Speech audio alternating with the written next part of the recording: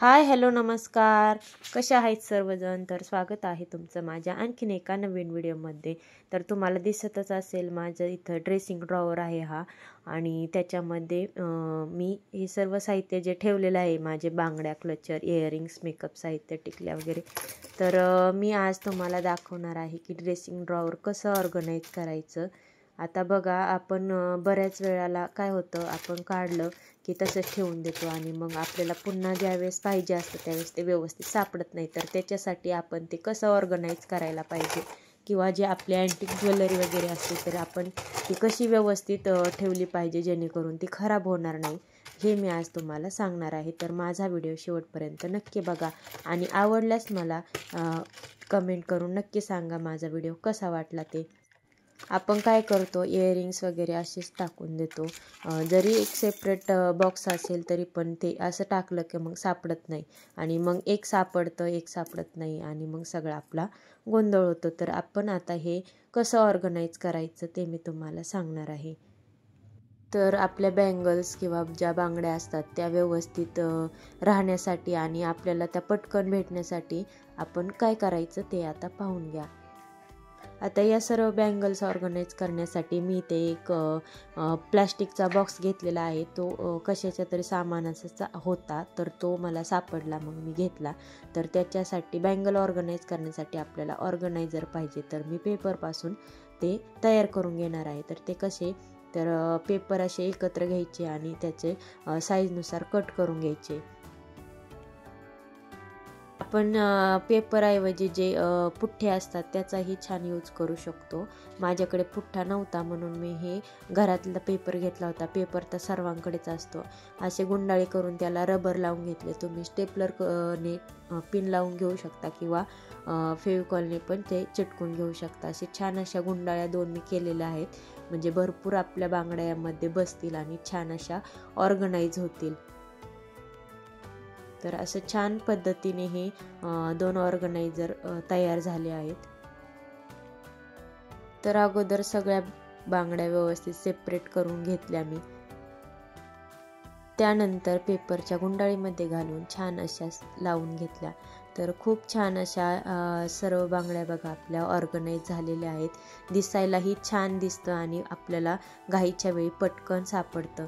त्यानंतर मी माझे सर्व इयरिंग्स आता इथे ऑर्गनाईज करणार आहे. त्यासाठी अगोदर सर्व इयरिंग्स आपण असे जोडीने सेपरेट करून घेऊयात. बघा किती इयरिंग्स आहेत आणि घाईच्या वेळी कधीही मला सापडत नाहीत. तर आता याच्या जोड्या बनवण्यासाठी माझ्याकडे इथे हा वॅक्स स्ट्रीप आहे, तर त्याला मी कट करून घेणार आहे.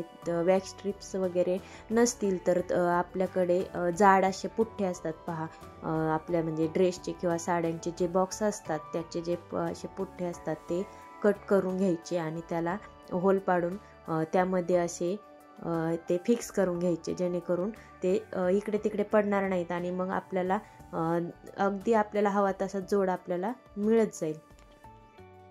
तर मी अगोदर हे सर्व जे झुमके जे आहेत ते यावरती फिक्स करून घेणार आहे.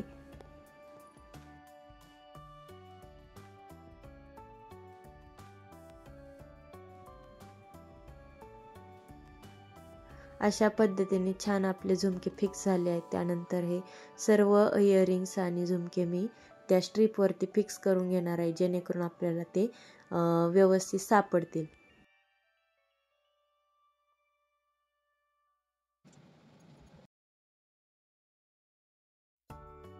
अशा पद्धतीने सर्व झुमके आणि इयरिंग्स मी स्ट्रीपवरती फिक्स करून घेतले आहेत. बघा आता किती छान दिसत आहेत आणि आपल्याला जेव्हा पाहिजे तेव्हा आपल्याला नक्की ते सापडतील.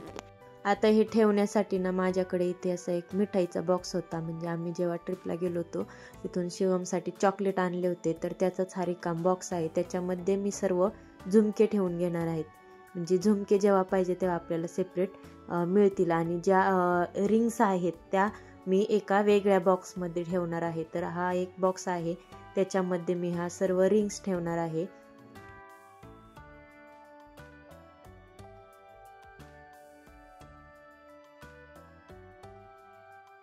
तर चला आता आजची माझ्याकडची जी अँटिक ज्वेलरी आहे ती कशी स्टोअर करायची, कशी व्यवस्थित ठेवायची हे मी तुम्हाला सांगणार आहे. तर हे स्टोअर करण्यासाठी मला माझ्याकडे एक साडीचा बॉक्स होता, तो मी घेतला.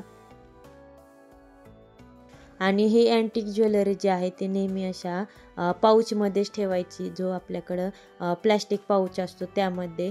जर तसं नाही ठेवलं तर त्याला स्क्रॅच येतात आणि मग ते काळवंट किंवा मग ते पांढरं पडतं. तर माझ्याकडे हे लॉंग एक गळ्यातलं आहे आणि चोकर वगैरे आहेत. तर ते मी छान अशा प्लास्टिकच्या पाऊचमध्ये ठेवणार आहे. हा एक माझ्याकडे स्टोरेज बॉक्स होता, त्यामध्ये मी हे लॉंग हार ठेवलेला आहे आणि हे एक स्टोनचा आहे. तर त्याच्यासाठीही मी एक प्लास्टिक पाऊच घेणार आहे आणि त्याच्यामध्येच हे ठेवणार आहे. तर असं प्लास्टिक पाऊचमध्ये ठेवलं तर अगदी व्यवस्थित राहतं. तर हे सर्व ज्वेलरी मी प्लास्टिक पाऊचमध्ये अगदी सेपरेट ठेवून घेते, म्हणजे त्याचं एकमेकांवरती घर्षण होणार नाही आणि मग त्याला स्क्रॅच पडणार नाहीत किंवा ते पांढरे पडणार नाहीत. आपल्याला आपलं ड्रेसिंग टेबल ऑर्गनाईज करण्यासाठी, म्हणजे आपले इयरिंग्स असो, क्लचर असो किंवा अँटिक ज्वेलरी वगैरे असो, तर ते ठेवण्यासाठी काही आपल्याला ऑर्गनायझर ऑर्डर करायची गरज नाही. आपण घरातील साहित्यापासूनच त्यामध्ये स्टोअर करू शकतो. त्याच्यासाठी कुठे बाहेर पैसे घालवण्याची गरज नाही. आपण रियूज करू शकतो घरातले साहित्य. आपल्याकडे बरेच बॉक्स असतात. आता इथे बघा, माझ्याकडे हा राखीचा एक बॉक्स आहे. रक्षाबंधनला याच्यामध्ये राखी आणली, तर त्याच्यामध्ये हे छान असं माझ्याकडे एक स्टोनचं गळ्यातलं होतं, तर ते ठेवणार आहे. म्हणजे असं छान असं स्टोअर राहतं. बघा, आता हे प्लास्टिक पाऊचमध्ये मी सगळी ज्वेलरी भरलेली आहे आणि आता या बॉक्समध्ये ती भरणार आहे. तर अशा एका बॉक्समध्ये जर सगळी ज्वेलरी ठेवली तर ती आपल्याला पुन्हा सहज सापडते आणि खराबही होत नाही. तर अशा पद्धतीने मी ही ज्वेलरी सगळी स्टोअर केलेली आहे.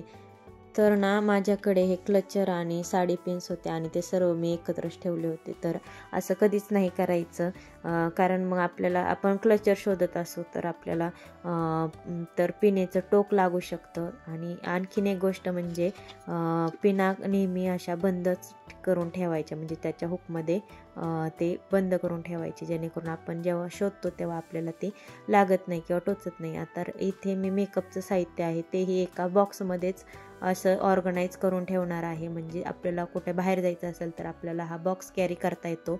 असं सेपरेट ठेवलं तर ते सापडत नाही. मग आपलं सर्व साहित्य एकत्र ठेवलं की असं छान असं दिसतंही.